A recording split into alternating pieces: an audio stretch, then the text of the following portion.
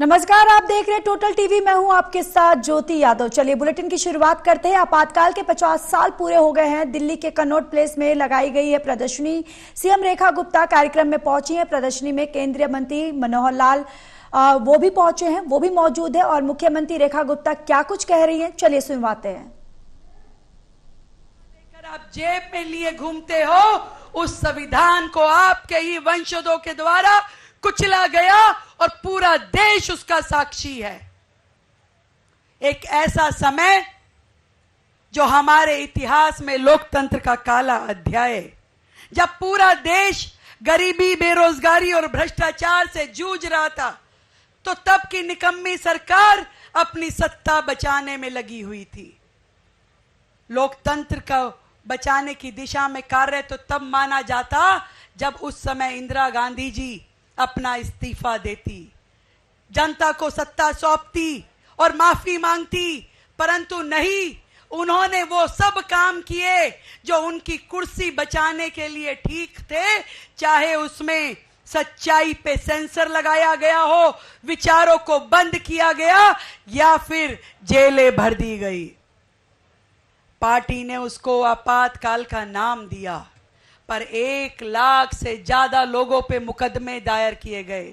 आप प्रदर्शनी में देखेंगे कि उस समय के जितने वरिष्ठ नेता देश में होते थे, उन सब के खिलाफ के वारंट निकाल दिए गए। प्रदर्शनी में वो वारंट साक्षात लगाए गए हैं, चाहे वो अटल बिहारी वाजपेयी जी हो, मदन लाल खुराना जी हो, अडवाणी जी हो, बलराज मधोक जी हो। लाखों लोकतंत्र सेनानियों को जेल में डाला गया, उनके परिवार रोते बिलखते रह गए। एक एक की कहानी सुनो तो रोंगटे खड़े हो जाते हैं। ऐसा समय भारत ने ऐसी क्रूरता जो स्वतंत्रता संग्राम में भी ना देखी होगी, उससे बड़ी क्रूरता इस आपातकाल ने जनता को दिखाई। वो परिवार जिसको केवल सत्ता और सिंहासन चाहिए था, जिसने मीडिया की आजादी कुचल दी, जिनको देश से, जनता से कोई सरोकार नहीं था, उनको केवल और केवल अपनी चिंता थी।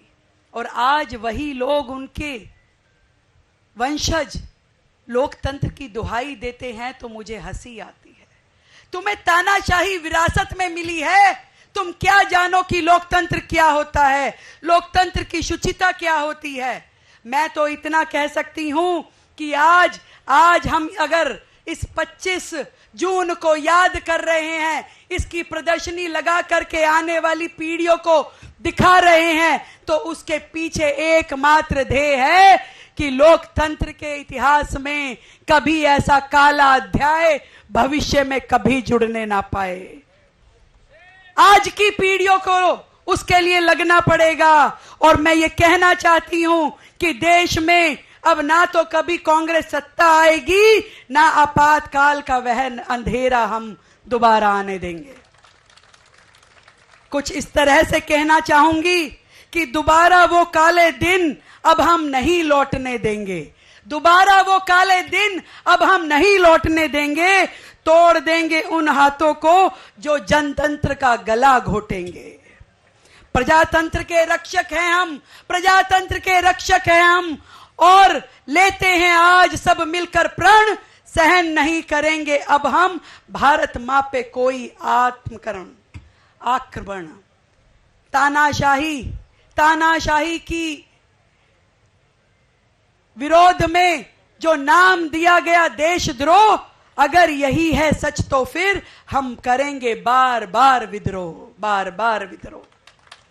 भारत की एकता और अखंडता के लिए, भारत के लोकतंत्र को बचाने के लिए जिस प्रकार से आज हमारे आदरणीय नरेंद्र मोदी जी देश की सरकार को लोकतंत्र की रक्षा करते हुए चला रहे हैं, मैं इतना कहना चाहती हूं कि आज पूरे देश में जिस तरीके से लोकतांत्रिक पद्धतियों का संरक्षण किया जा रहा है, चाहे वो हमारे प्रधानमंत्री जी हो, हमारी सरकार का एक एक मंत्री हो, या राज्य की सरकारें हो, हर व्यक्ति लोकतंत्र के सम्मान में कार्य करता है। आज हमारी दिल्ली सरकार के मंत्रीगण यहाँ पे उपस्थित हैं, हमारे केंद्रीय मंत्री जी यहाँ पर हैं, हमारे सांसदगण हैं और आप सभी लोकतंत्र के सेनानी यहाँ पर हैं। मैं हाथ जोड़ के आप सभी को प्रणाम करते हुए यही कहना चाहती हूं कि 25 जून का ये काला अध्याय बार बार हम पीढ़ियों को याद दिलाएंगे, ताकि फिर कोई दुष्ट इस तरह की घृष्टता करने का अपराध ना करे। आप सबको मेरी ओर से ढेर सारा प्रणाम और बहुत बहुत साधुवाद कि भारत माँ के सच्चे सपूत के रूप में जो आपने उस समय किया, आने वाली पीढ़ियां आपके इस संघर्ष को सदैव याद रखेगी। और हम लोग दिल्ली सरकार की ओर से आप सबका बहुत बहुत सम्मान करते हैं। और ये पूरा वर्ष, क्योंकि 25 जून 1975 को 50 साल पूरे हो गए हैं और इस 50वीं वर्षगांठ पे साल भर हम इस जन जागरण के कार्यक्रम दिल्ली में करेंगे और अपने सभी इन लोकतंत्र के सेनानियों का अभिनंदन भी करेंगे, उनका वंदन भी करेंगे। ढेरों प्रणाम आप सबको मेरा बहुत बहुत धन्यवाद। तो मुख्यमंत्री रेखा गुप्ता को आप सुन रहे थे, जहां पर कन्नॉट प्लेस में आज 50 साल आपातकाल के पूरे होने के बाद बीजेपी की तरफ से जो संविधान हत्या दिवस मनाया जा रहा है, जिसको लेकर दिल्ली के कन्नॉट प्लेस की ये तस्वीरें और मुख्यमंत्री को हम आपको सुनवा रहे थे, जहां पर मुख्यमंत्री रेखा गुप्ता ने बीजेपी को घेरते, कांग्रेस को घेरते हुए यहाँ पर नजर आई। और साथ ही साथ उन्होंने जिस तरीके से आपातकाल की परिस्थितियों को भी उन्होंने यहाँ पर जाहिर किया कि किस तरीके की वहां पर परिस्थितियां थी, किस तरीके से वहां पर उन्होंने जो लोग थे जो अपने